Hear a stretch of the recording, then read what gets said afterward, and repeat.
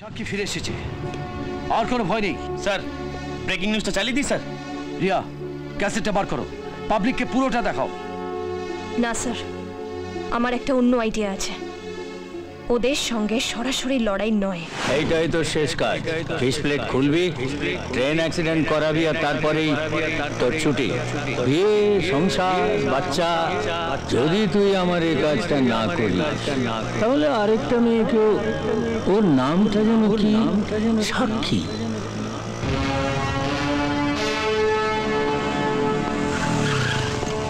চল রাজা, থানায় চল, একটা কাজ বাকি আছে। না, কোনো কাজ নয়, চল।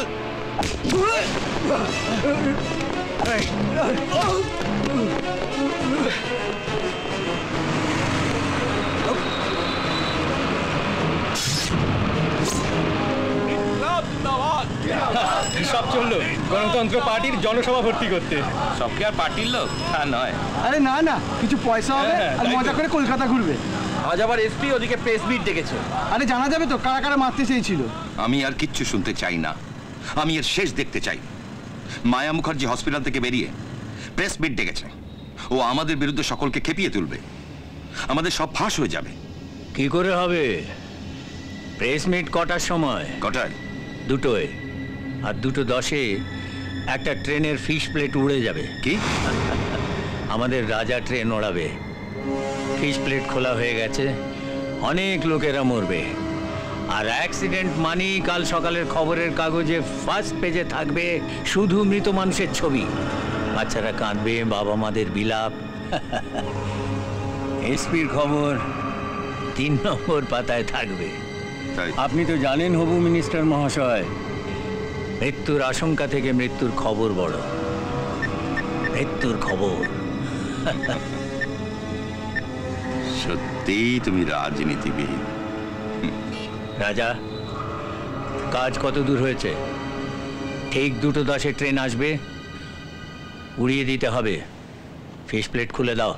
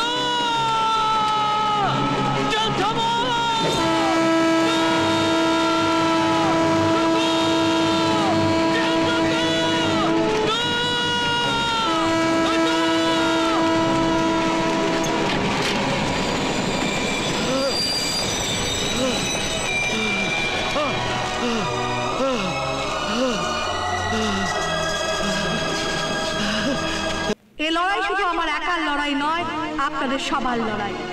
আমার রক্ত দিয়ে যদি বাংলার অন্যায় প্রতিরোধ হয়, তাহলে আমি আমার দেহের প্রতিটি রক্তবিন্দু দিতে রাজি আছি। অন্যায় দেখলে প্রতিবাদ করতে হবে, করবই।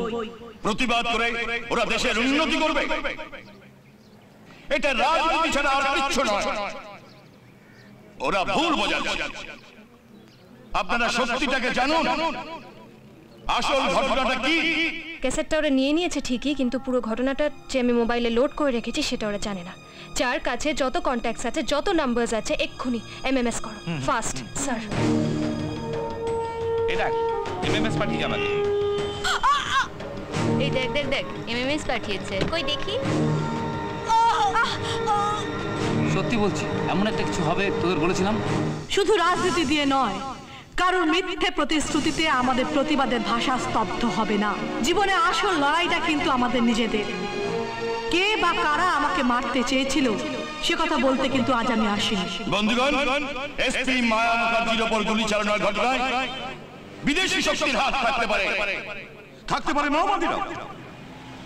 আর এই জঘন্য ঘটনায় এই রাজ্যের এক টিভি চ্যানেলের মালিক, তার বোন এবং এক মহিলা সাংবাদিক জড়িয়ে আছে। আমি হলফ করে বলতে পারি এটা তাদেরই কাজ। বন্ধুগণ, আমাদের এটাও স্বীকার করতে অসুবিধে নেই, প্রাথমিক তদন্ত করে জানা গেছে রাজা গুন্ডা নামে এক সমাজ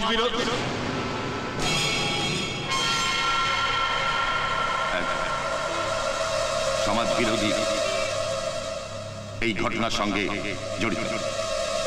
রাজা গুন্ডা বিরোধীদের এই জঘন্যতম চক্রান্ত আমরা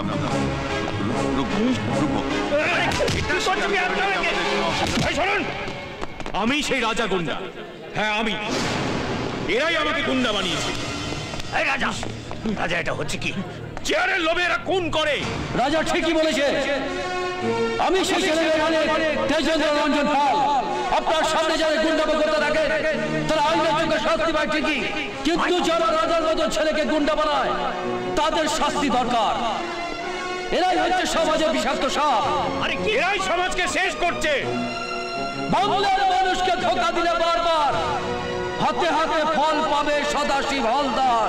এরাই সারা খুনি, এরাই সব কিছু। রাজা রাজা এর প্রতিবাদ কর। আমি তোকে ছোটবেলা থেকে বড় করেছি, অনেক দেব তোকে গভর্নমেন্টের দিব্যি। গভর্নমেন্ট? সরকার? কোন সরকার যারা পয়সা খরচা করে মানুষকে পোষা কুত্তা বানায়? তোকে এমএলএ বানাবো। এরা লোকাল এসপি মায়া মুখার্জিকে মারতে চেষ্টা করেছিল, তার প্রমাণ আমাদের কাছে আছে এই মোবাইলে। এই দেখুন দেখুন এসপি মায়া মুখার্জিকে খুনের প্ল্যান দেখুন। এই দেখুন। মিনিস্টার হবি তুই? চল না, শুধু মানুষ হবে, তার আগে মানুষের শত্রুদের শেষ কর। কি বলছিস? বলেছিলাম না, পাপের হিসেবটা এই জীবনে এই বাংলার মাটিতে দাঁড়িয়ে দিয়ে যেতে হবে। কি করছো কি? আটকাবে?